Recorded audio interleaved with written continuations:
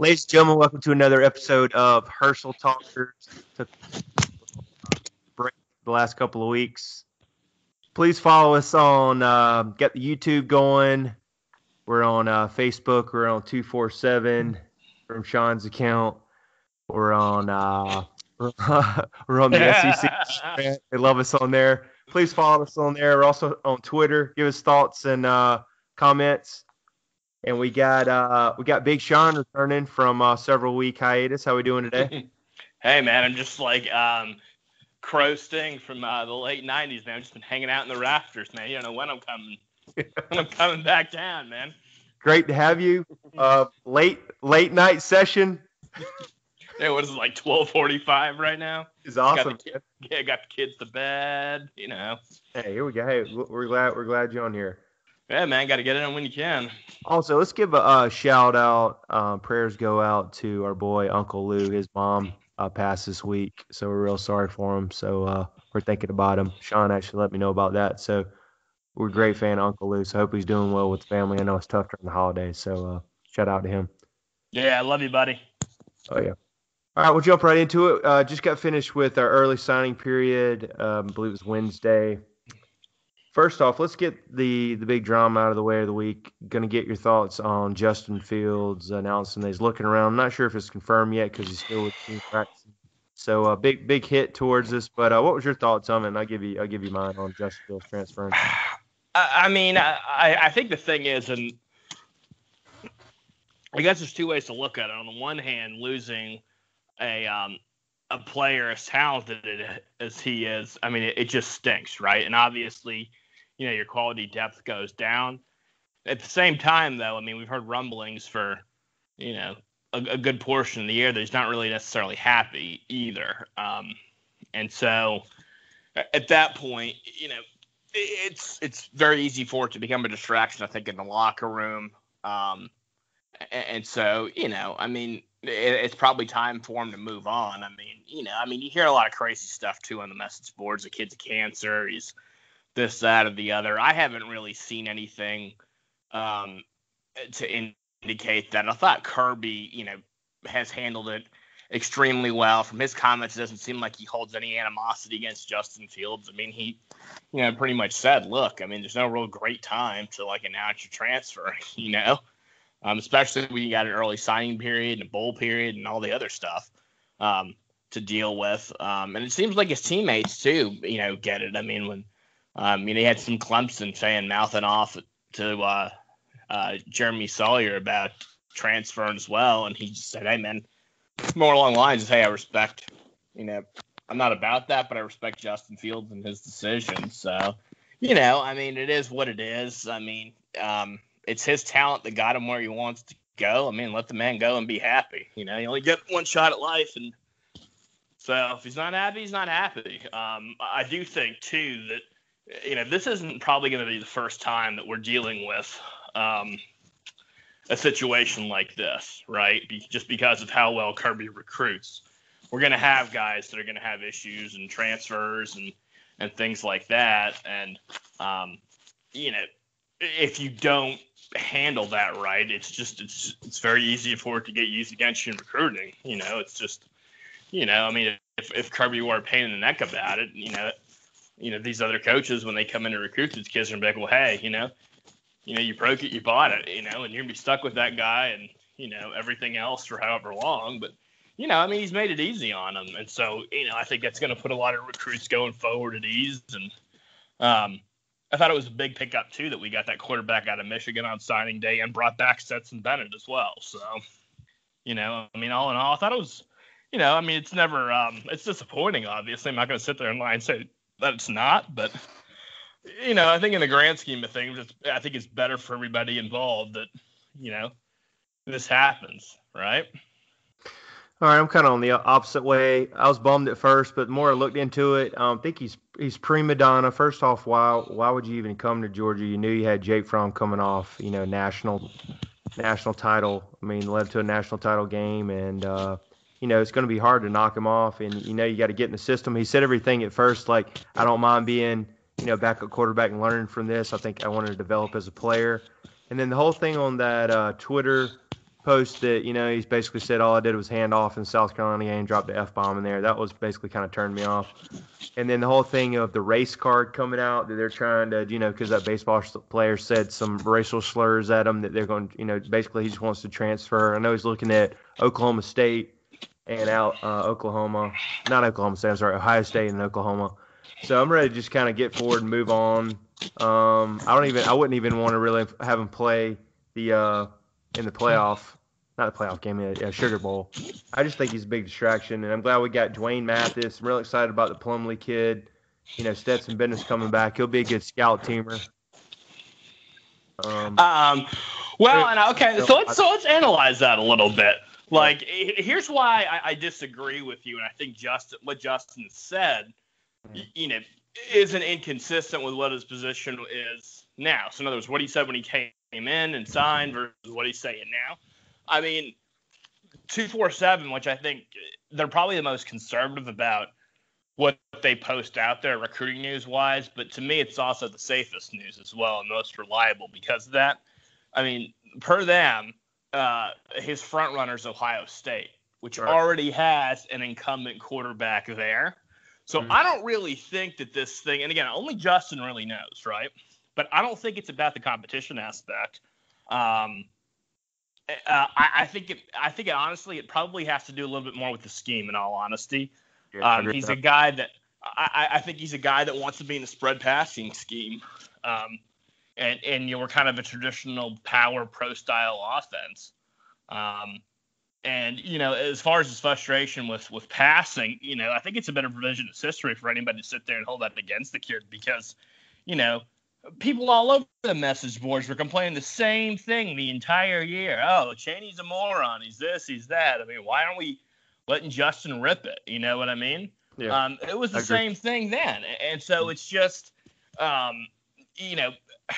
obviously, I mean, again, I don't really know how to evaluate film or do anything like that, like some of these other guys on the message boards, claim to do. Maybe they're coaches or whatever else. But, a lot of them seem to indicate that, he struggled if his first read wasn't there with what to do with the ball.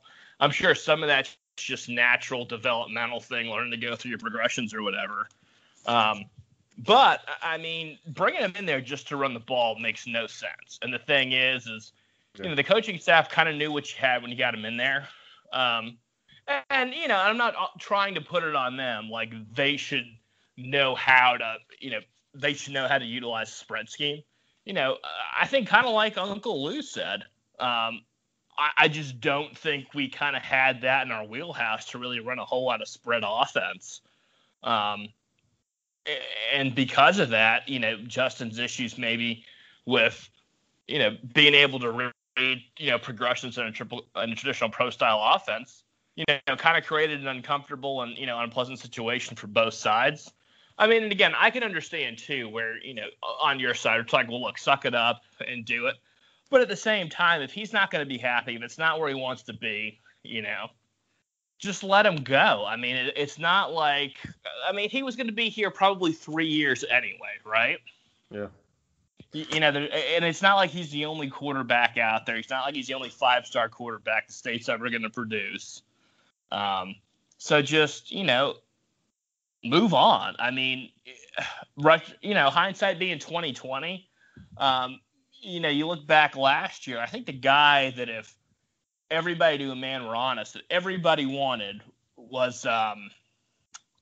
Sunshine. Yeah, Sunshine, right? Yeah, we tried to go after him hard.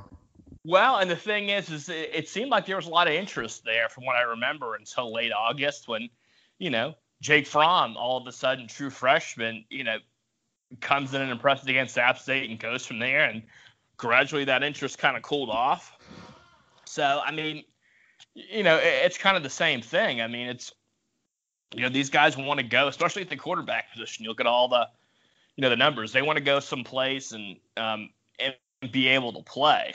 And that's kind of where I do think that if there is one criticism I would have, just schematically speaking, of our team is our offensive scheme is 30 years, behind. And kind of what I mean by that is that, it seems like a lot of these offenses, and I'm not trying to belittle the quarterbacks, the personnel that runs it, or the coaches either.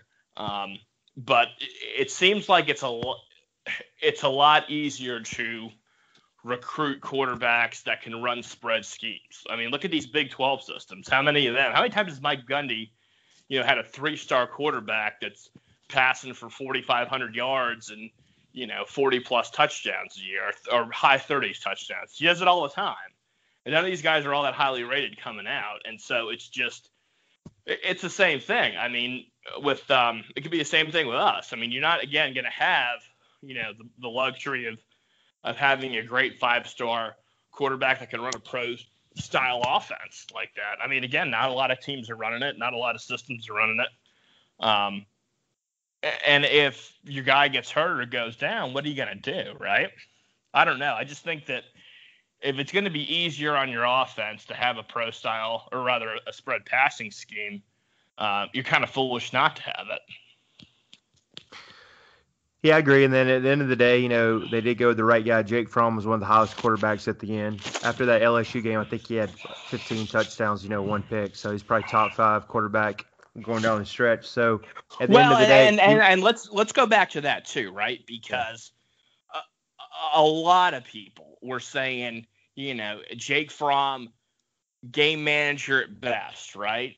Mm-hmm. And then from that Florida game on, the tune kind of changed, and all of a sudden it was, when they saw his numbers as third down completions and he's just killing it, all of a sudden it's like, hey, this guy's, what did ESPN have something ridiculous like the front runner for, number 1 overall pick in next year's draft or something like that?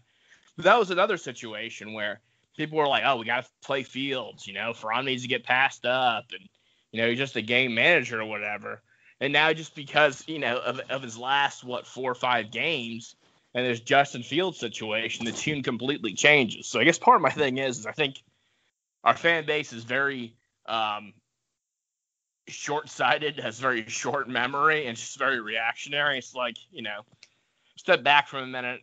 I think we're going to be fine. Again, it's not going to do anybody any good for it to get ugly. And as far, too, as that, race thing, I haven't heard anybody from Fields' camp disseminate that was what they were going to try to do to get immediate eligibility. That's what was reported in the story, and that could be what the lawyers telling them to do as well. You know what I mean? So, I get obviously they have to sign off on their lawyer doing that, but that was what was reported in an ESPN story by a guy that's not exactly a huge Georgia fan anyway. So, USA Today guy. Walking. I'm sorry. Yeah. Correct. My apologies. The USA Today guy, who's not exactly a big, Georgia fan anyway. So let's just wait and see. Might take a deep breath. And so the biggest surprise of the day with me was how quickly we got the flip for Dwayne Mathis to transfer from Ohio State. What do you, from what you've seen, what do you think we're getting with him? It's kind of interesting. Most of his film shows him, doing a lot of scrambling. The way he runs actually reminds me of Quincy Carter for some reason. I don't know why. They just kind of have a similar running style. Mm-hmm. But, you listen to kind of what his dad said. His dad, I guess, seemed to kind of indicate, and I don't know if it was necessarily taking a shot at Justin Fields as much as commenting on, concerns maybe of Bulldog Nation. Let's call it what it is. It kind of felt like it was taking a bit of a shot at Justin Fields and, these rumors that he's being a prima donna. And he basically said, hey, the kid's going to come in and compete. He's not going to be a headache or cancer. And, he's saying the right things, in terms of what, we've got with him or whatever. Time remains to be seen. Obviously Ohio State liked him, right? There were a lot of teams that were interested in him, and, I'd rather have him than not, but beyond that, don't really kind of have a whole lot I can give you. I haven't really watched a lot of his films, so. But he's still a big get. When you're losing a guy like Fields, and going into signing day, it looks like we were in all probability going to have one scholarship quarterback. We ended up getting him and Stetson Bennett. And I wouldn't sleep on the Stetson Bennett pickup either. even if he's just running that scout team offense, that's still important, Yeah, and I guess he had a little bit of success at that junior college, Jones County Junior College, wherever he transferred to for this last year. But the one I'm excited about, and I hope everything goes through because he's got the blue shirt, red shirt, whatever it is, John Plumlee. I'm excited about him ever since you showed me that film. 6'1", 185, runs a 4.4, 4.5 real speedy for a white kid. I'm real excited for him, so I hope they can have him on a team of his depths because that'll give you, I guess it's almost a scholarship player. So I feel a lot better. Just hopefully Fromm won't get hurt next year. Yeah, looking overall at the class, another great class, number 2 on 247's composite. We always go by that one. I know there's rivals in ESPN, but always go with, Sean's always really big in 247. So 22, I believe it's 22 commits total. Early enrollees are Clay Webb, Jermaine Johnson, DJ Daniel, and Tremel Wathar, which is a rollover from last year. He went to JUCO. So that's great that they're actually signing with them. 5 stars. So in your opinion, if you have to say who's the most important, here's a question, most important recruit and the one that can make the biggest impact right away, in your opinion? Well, not to be snarky about it, I mean, the one that can potentially make the biggest impact away is one of these quarterbacks because if Fromm gets hurt. Yeah, I agree. But if everything goes as advertised. But hopefully. Yeah, if everything goes according to plan. But yeah. I mean, I think maybe, the guy that really has a chance to, I'd say maybe 2. So I'll go offense and defense. I think on the defensive side of the ball, I'd say Jermaine Johnson.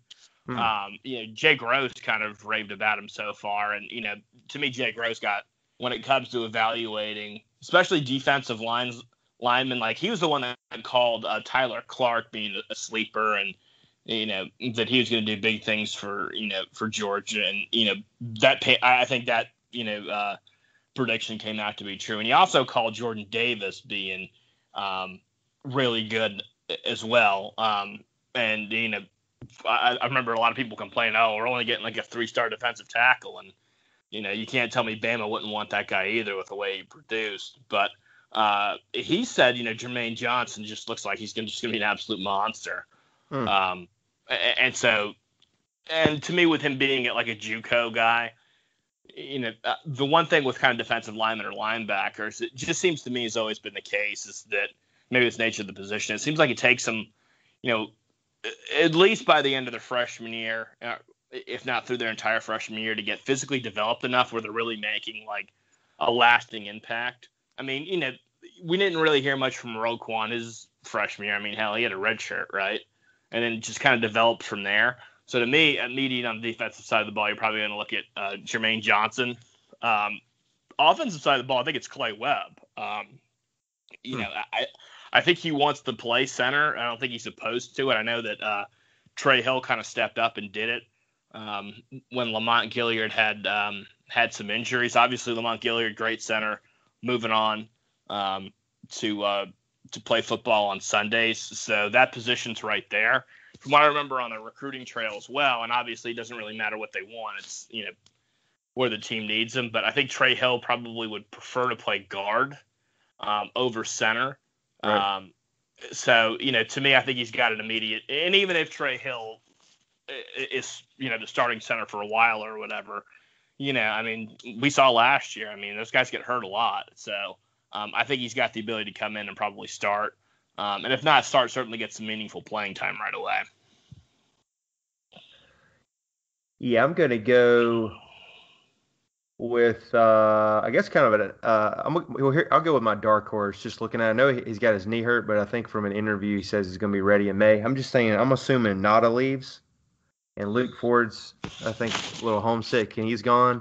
So I'm going to say this Ryland Gold kid I heard is really good, 6'6", 240. I know it's a tight end. We don't focus on him. But I think he's going to be a good dark horse that could get a lot. They're really excited about him. Real good on mic. I heard an interview with him. And yeah, just looking at the rest of them, these linebackers, I think you mentioned that the other day. They're just gonna be so deep. N'Kobe Dean was a good get, 5-star Yeah, from Mississippi. big gap. Yeah. I know you're a little bummed about losing Trey Sanders. Anybody goes to Alabama and we couldn't get him is bad. And Tresman Marshall I hear is just he's a good run stopper. Um, and then our only lonely running back. I know you're real disappointed at first. Our boy Kenny McIntosh, 6', 218. I think he might even be bigger than that. He runs the Dodge Ram, as we were calling him, 4.840. Yeah. But they're excited about getting him, so I hope he's added depth. But looking at running back, I think what scared away Trey Sanders, and I know you mentioned, is the fact that I know he hadn't confirmed, but Holyfield's leaning to come back. So I think that just gives more depth. So it's going to be Swift, Holyfield. That was a rumor that was told to us, right? Yeah. Or a rumor that you read on the message boards that him coming to Georgia was tied to Holyfield leaving or not. I mean, and maybe that's right. To me, it maybe makes more sense where it was just Georgia at the end was kind of the flavor of the month, but this guy had a relationship with Nick Saban in Alabama for like close to 2 years, and so. I mean, who you really gonna jump in the foxhole with, right? So, I mean, again, we were still kind of coming from behind or whatever. I wouldn't necessarily say I'm disappointed because, again, I mean, Trey will confirm this. Like, I called him when I was in the car, and I was like, man, I don't know, I'm a little worried about Trey Sanders. He might end up being a great player, but just when I look at running back films, it's guy kind of makes some yards after immediate contact.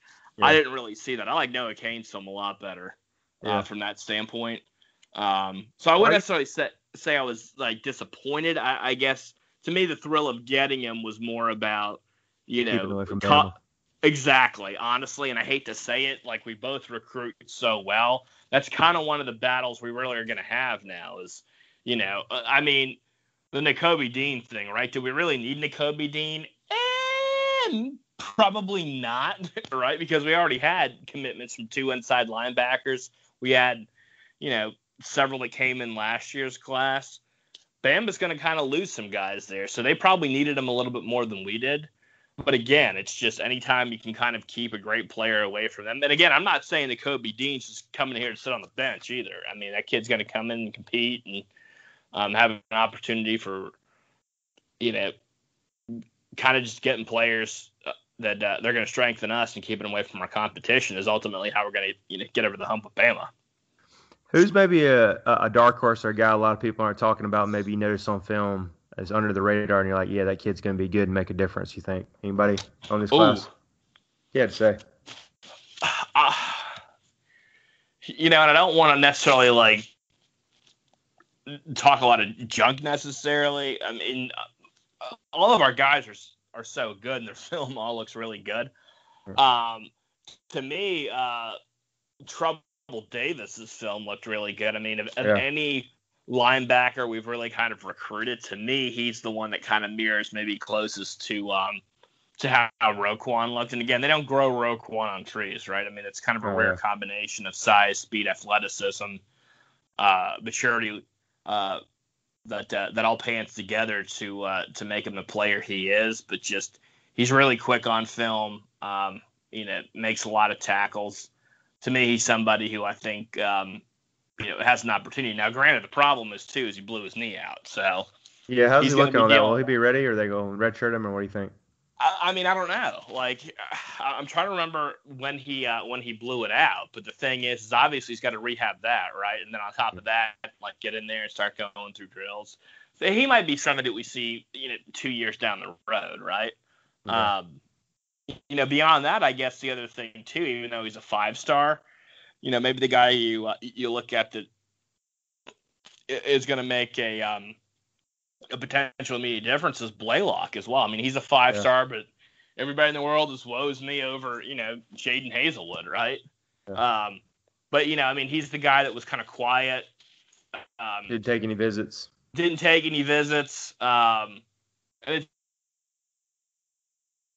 kind of welcomed him to the team or whatever else by Twitter, and he said thanks. He's looking forward to working out or whatever. And I mean, he's somebody I think that probably can make an impact. Because I think the one thing too is from Blaylock's standpoint is that it seems like we've got a lot of younger guys that are have that bigger body, maybe more possession type receiver frame, and kind of the prototype of a oh man, what's his name? Holloman, yes, and Matt Landers and Tommy Bush. So you got a lot of guys like that. The one thing I think maybe we're at risk of losing is obviously Miko's going to be gone after next year. I don't think he's going pro this year. You already lost Terry Godwin. So he's kind of that guy. And I guess, too, we can't forget about Demetrius Roberson either. I mean, I fully expect that he's going to make an impact at some point. I think he did last year. He just got injured. Yeah. He had that reverse for that big touchdown. I mean, that guy's going to make an impact as well. But, I mean, you might have those quick guys for a year or two, and then what do you have? I mean, it's great having the Hollemans and, those big-time possession receivers, but it's also nice when you can just kind of give a guy a slant or something underneath and just let him take it to the house. And so I think that Blaylock gives us that opportunity. Yeah, and Sean Bailey, we had him early on the year. He works with wide receivers at one of his training camps, and he spoke real highly of him, and that's a close personal friend of him, and he said a real good kid, real hard worker, won't have any problems out of him. I forget who his comparison was because I asked him who does he remind you of, and he said it as a former Georgia guy. Who do you anything you remind you of when you watch it? Maybe like a Terrence Edwards. Is he maybe like a Terrence Edwards, like a quick slot receiver, something like that? Yeah, or maybe like a Reggie Brown. Yeah. I think that was it. Yeah. That doesn't surprise me about Dominic Blaylock, though. I mean, I guess he had a good mentor with Sean Bailey, right? Yeah. So. And he looked good on some of those ESPN games. He was on a couple of those. He caught some balls and some touchdowns. Yeah, that's good. So, I mean, obviously, he's a 5-star for a reason, right? So, I'd give our class an A, real similar to last year with the number one class. Of course, we're trailing Bama as number one. I know we don't want to hear that because we're right there on their heels. If you had to say maybe negative or something we whiffed on that you noticed or you kind of wish we had, what would you say that is? If we whiffed on one. If we whiffed on one, man. Or would you say that was a Trey Sanders maybe? Or maybe just getting in the sweepstakes with another running back? See, I don't necessarily think that, and I'm not trying to necessarily be cynical because I think Georgia was obviously trying to compete and recruit pretty hard. Right. It didn't necessarily look to me like running back was all that big of a priority for this class. We are deep, yeah.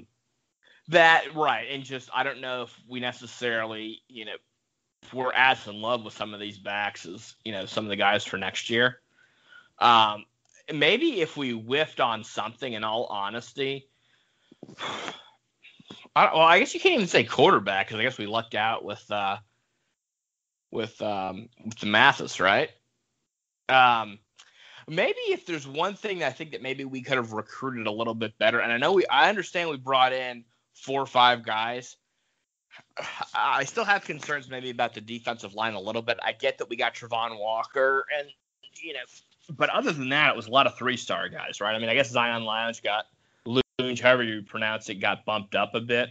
But I mean, there was a lot of opportunity there, and it seemed like there were a lot of guys that were more highly rated than some of these guys outside of Walker that just weren't interested, right? I mean, there was that kid Clark from up our way in Concord. I mean, he went to NC State. There was a Humphreys kid in Atlanta, and that ended up going to Florida. Who's that guy out of Michigan that you wanted real bad? Oh, Chris Hinton. Yeah. I mean, and the Chris Hinton thing does not bother me as much because, I mean, yeah, would I have loved to have him? Yeah, I mean, I think he would have been great. But at the same time, like, it seems like he wanted to go to that, to the Big Ten for, the prestige of the academics or whatever. And, I mean, and his dad was like a Michigan guy. So I don't so much mind that one. But the thing is, it's not like he was the only defensive lineman out there either. And just, I guess I'd rather see a little bit more quality depth come in. And I mean, like Tramal Walther, I guess our coaching staff liked his film a lot coming out.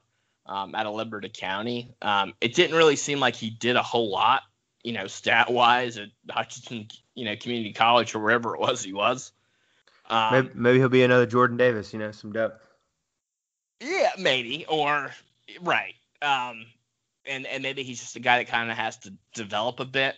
So, and again, we're really like picking that shit off of Pepper at this point, but just maybe if we could have gotten a little bit more quality, I guess. And again, that's very, very, very minuscule, right? Right, getting nitpicky. Yeah, I mean, I think Bill Norton, who's a defensive lineman, I think he's going to be great.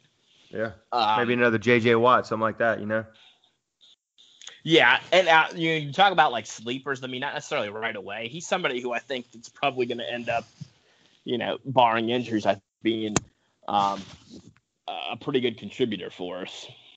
We know who the one I wanted, and we got the news late tonight, and I'll go ahead and bring it up. I wanted my boy Aubrey Solomon coming from Michigan, and he goes to Tennessee, of all places. I'm like, what the hell did that come from? But it is what it is. I thought he was going to come on back on, but, he only played 2 games to get the knee injury. We're thinking he's like, maybe a bust. I know Sean was mentioning that. Hadn't really done anything in Michigan, maybe got a little homesick, but hope we don't run into him at Tennessee, and he dominates one game. Like, well, could have had him, but that would have been your depth there. That would have been your depth, Sean, there.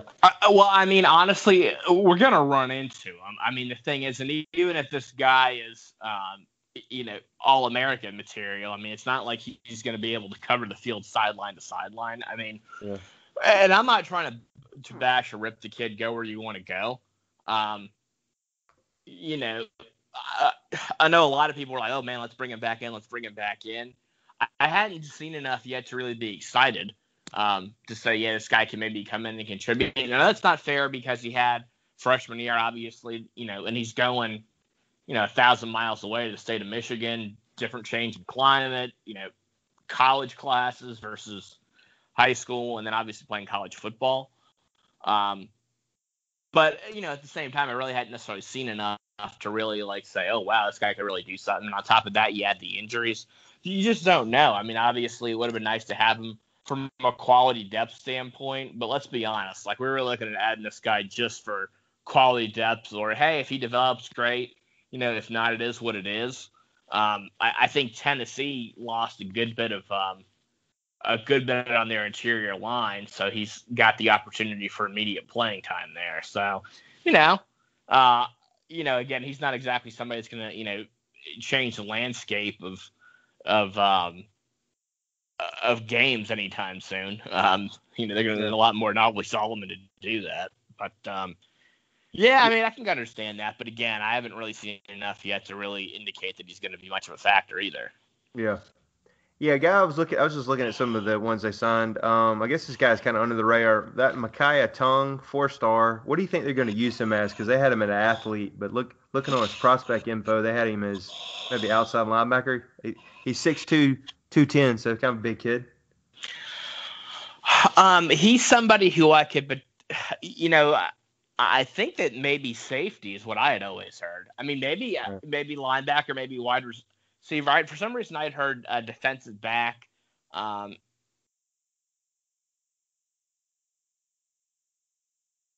Maybe wide receiver guy if he's fast. Or not wide receiver, but special teamer. Mm-hmm. Yeah. I don't know if it has 40 time.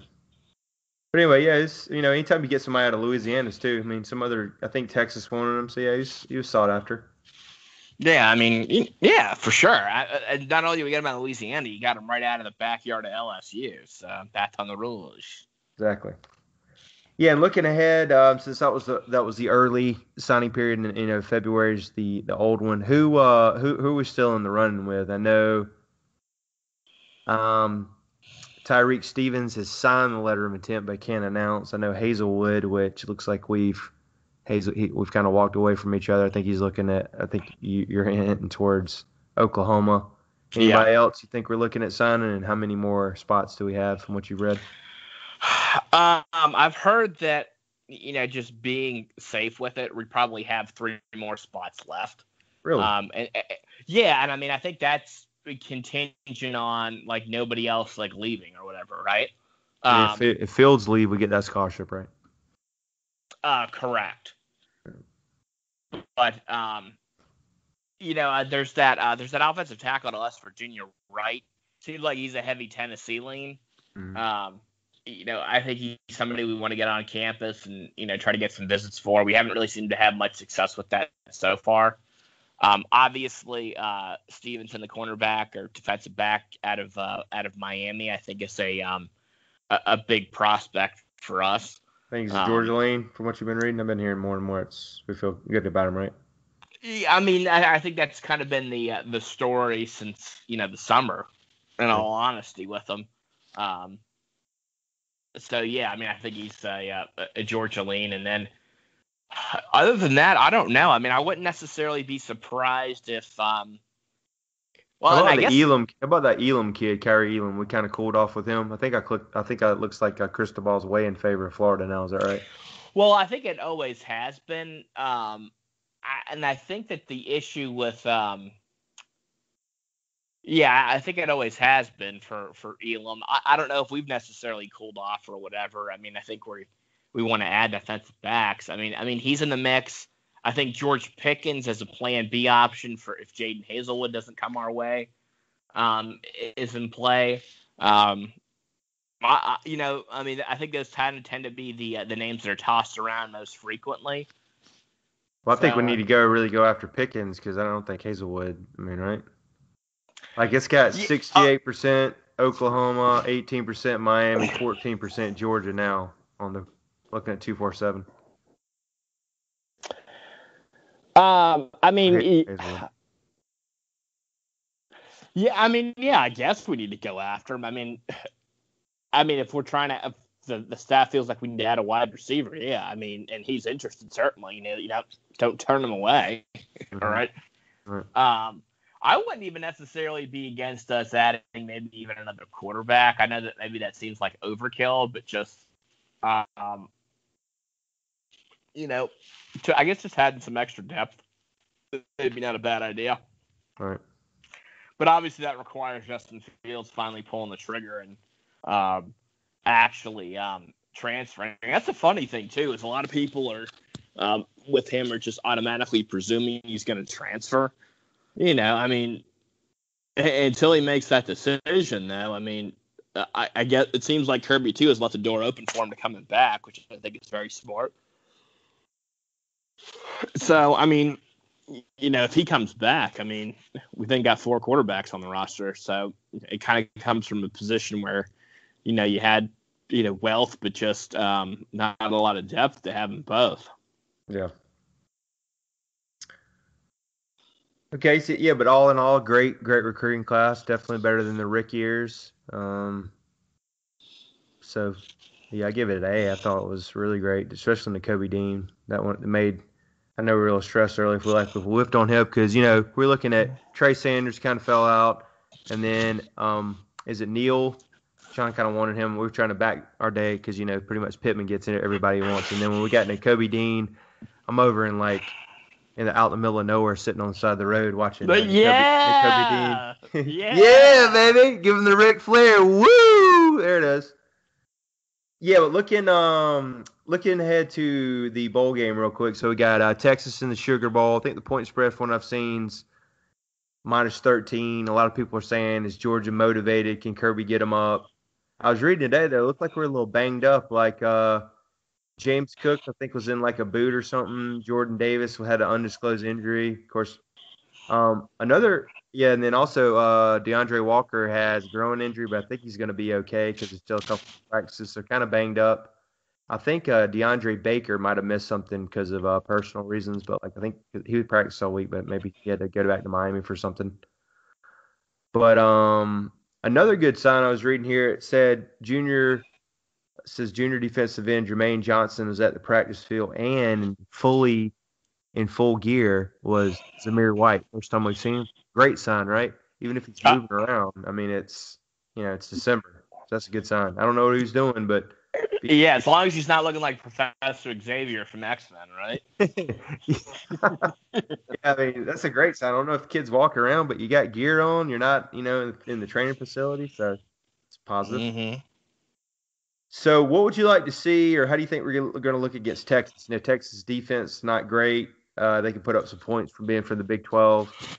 How are you seeing that game? And do we get up? Are we motivated for this game? It's a Sugar Bowl, but we do feel like we were left out of the playoffs, of course.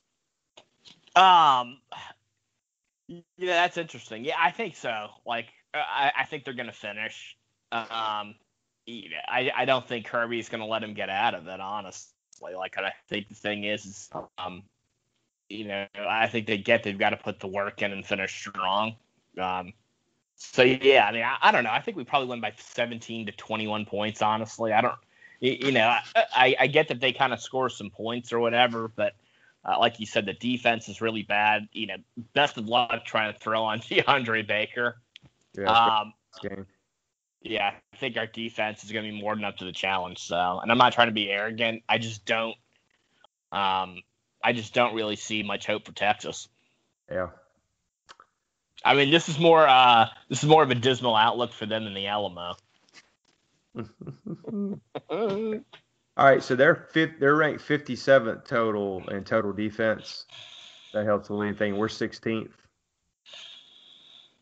They did. They held. Hang on, you said what was that again? They're 57th total in total defense. This is CFB stats. 5-7. Yeah, 5-7 total defense. Let's see what their rush. Trey, I didn't even know that there were that many teams in college football. 57. There's 129. You know what Oklahoma's? Oklahoma's is like 121. Bama's probably going to score every possession. That's right. Let's see what their run defense, because we're going to try. They're 35th against the run. Decent. I think Tech was, but we ran all over them. They kind of stopped Oklahoma in the Big 12 championship, held them to 39. It's kind of low for them. Mm-hmm.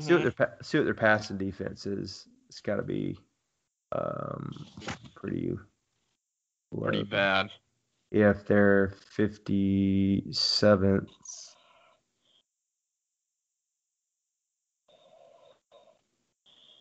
All right, so 115th against the pass. So what does that mean? 35th against the run. Air it out a little bit. Fromm coming in hot, as they say, as the young kids say. Okay, and then one last thing. So we're doing all this without a defensive coordinator, and I'm reading today, Kirby's been handling secondary, which is great. He's got his hands all in it. Of course, Mel Tucker went to University of Colorado. Great coach. Good luck to him. But any rumors, or who are you thinking we're going to get for the defensive coordinator position? Well, I mean, the only name that's really been thrown out there, or that they've considered, has been Derek Ansley, defensive back coach at Oklahoma, or Oakland rather, and former defensive back coach at Alabama. To me, I think that makes perfect sense. Very good recruiter. I mean, he was the guy that got I got Quay Walker to verbally commit to Alabama last year, and then we flipped Quay after he left. Very good recruiter. Obviously, he's at Alabama before, the Alabama way, so he's runs the same defense. Exactly. I would expect to see some combination of him and Glenn Schumann as co-DCs. I think it's a no-brainer, right? I mean, you want to come back and to college coach, a top 10 program, or do you want to sit there in mediocrity in Oakland or Las Vegas? Yeah, I completely agree. And if they pay him, I don't know what he's getting paid out there, but maybe we can give him, DC money. So, I mean, I would hope we could give him DC money. I mean, if we're hiring him for that job, right? Well, I guess you would say probably co-DC with Schumann's, right? Yeah, I mean, I think probably you offer him. I mean, you offer him probably similar to what Mel got coming. What did Mel get, like $850 or something like that? Initially, but the last couple of years, last year coming off the national title, I think he's bumped up to 1.3, 1.4, something like that. But I mean, that was because he was successful coming off and playing for a national title. So yeah, I think you probably offer him the same thing. Schumann gets a bump up to the $600-$700 range. And just call it a day. Yeah. All right, and then one last thing. To me, that's the way that I imagine that the front runner is, because we haven't really heard them float anybody else's name out there, right? And, obviously I get that you got to worry about, like, early signing day and all that stuff. But, they at least made enough time to confirm that they'd consider Ansley, but hadn't made enough time to consider anybody else. Just reading the tea leaves, that's what it is to me. Yeah, I think there's 2 weeks left, and I bet you right after the bowl game. I mean, that looks like a great time. Mm-hmm. But yeah, we trust Kirby on that. He's got his hands all in it. So whoever it is, as long as they're a great recruiter. Mm-hmm. Yeah, one last thing, because I know you follow Alabama a whole lot. How did you see Alabama's class compared to ours? And, can we catch them coming up? Because that's going to be the big thing. I see a rematch next year in Atlanta. I mean, we just got to finish, right? I mean, yeah, so I think that Bama had some depth concerns along the defensive line. It seemed like they, addressed all of that very well. Like, I like their defensive line class a little bit better than ours, to be completely honest. I don't think they had an individual player as highly ranked as either Nolan Smith or Trevon Walker, but it's kind of the guys after that, right? Where, you're looking at quality depth. Because, as proud as we are of all these 5-stars that we've recruited, they don't all pan out, right? Right.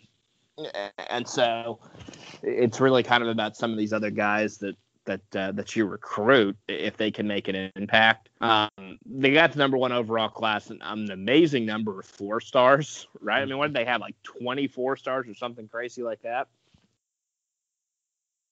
Yeah, I can tell you. Hold on just a second. How about that getting like Sanders and Neal when we were after him? Do you think the Neal kid's good? Just big offensive lineman? Well, I think they had an immediate need for a left tackle because I think theirs is probably going to the pros. Yeah. I think that Had a big class too. They had 26. That's probably another one. Correct, and that's part of the reason why they were that they jumped ahead of us. Yeah, and I mean Trey Sanders or whatever. Again, the thing is you're losing Damian Harris and also that Jacobs kid, I believe, is probably going pro. So I put you down to 2 scholarship running backs. So getting Trey Sanders, I think, again, fills the need for them. Although they don't really seem to run the ball much. They only had 3 5-stars. Right. I mean, and it's. But I think it's not to me so much about the number of 5-stars that you get. It's about the quality of who you recruit. So They had 22 4-stars, which is crazy. 1 3-star. Right. And so to me, yeah, I mean, you just added a lot of quality depth. I mean, we did as well, right? I mean, It's just I think the way that we're gonna if we're gonna catch Bama, to me. Just kind of we've got to get to the point where we can kind of get them a defensive dogfight, right? Yeah. Because we're never going to be the type of offense, at least not with Jim Chaney, the offensive coordinator, that's going to, score 62 points on you and say, outscore me if you can. It's going to be, defense and kind of ball control, kind of grinding you out. We just got to finish next year. You got to have them on the ropes. You got to give them the knockout punch. Can't get up by 14 in the last 2 years. Got to finish. Next year should be finished. No redemption tour, revenge. It's going to be Bama again. Can you finish? And we got more players. Well, and I think that and I guess there's a couple ways to look at the SEC title game, right? So on the one hand, right, we were so close. I mean, we were just dominating them. That one burned John a little bit. Might have burned some Georgia gear after that game. Just saying, he came back to life. We talked him back off the cliff. Anyway, go ahead. Right. But at the same time, going into that game, I don't think anybody thought that we were the better team than them. I mean, because we knew our team was really a lot of these great players we had especially on the defensive side of the ball were freshmen. Yeah. So the thing is they're going to be a year older next year. Our our inside linebackers really just, we're not remotely up to par to what they had been last year with Roquan. I mean, I guess they played above their heads, but I mean, again, I think that it's just, and I think DeAndre Walker probably played his best game of the season as well. So, I think probably we rose up to that game. It was just, we were just kind of young. Again, I think that we can beat them. It's just, it's just going to take some time for these guys to develop. Well, yeah. Speaking of that, well, who you think is going to be? There's linebackers to step up next year, and then also who's going to be that pass rusher since we're losing DeAndre Walker? Because that was another thing is we were lacking against pass rush and sacks. I think probably Clay Webb.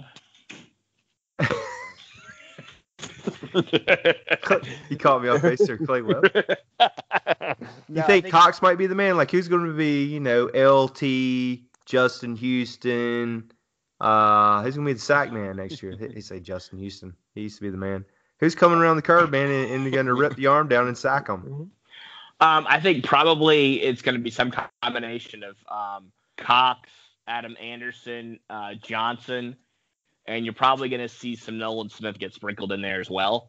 He's a grown man, right? He's a rock and roll high elite, like game changers. They're going to take over? Oh, for sure. For sure. And those linebackers, Monty, even though he's a 3-star? Yeah, and I think you're going to see Channing Tindall really come through. Hopefully you'll see Quay Walker get on the field as well. And then, again, you're going to have it Nakobe Dean. Well, exactly. You're going to see some Nakobe Dean sprinkled in there. Yeah. All right, cool, man. Well, I know it's getting late here, real late, and appreciate you coming on the podcast. Hope everybody enjoyed it, and hope everybody has a Merry Christmas. Yeah, Merry Christmas, y'all. All right, that's another episode of Herschel Talkers, and we're out. Yep.